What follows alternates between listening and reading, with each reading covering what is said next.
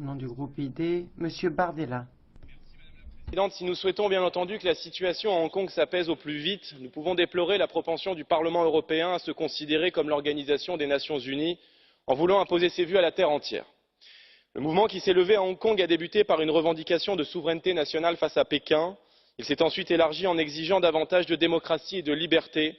Souveraineté nationale, démocratie et liberté d'expression, l'Union européenne n'a pour l'heure aucune leçon à donner dans ces domaines. Le rôle de l'Union européenne devrait être, en premier lieu, de défendre les intérêts communs de nos nations. Que fait l'Union européenne contre l'absence totale de réciprocité entre la Chine et l'Europe en matière d'investissement et de commerce? Que fait l'Union européenne pour relever les grands défis du siècle, comme le numérique, l'intelligence artificielle, aujourd'hui très largement investie par la Chine?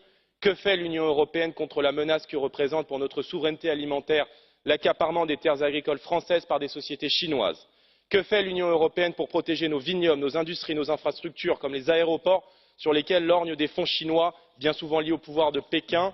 Avant de nous mêler de ce que fait la Chine à Hong Kong, faisons preuve de bon sens et inquiétons nous d'abord de ce que la Chine fait en Europe. Je vous remercie.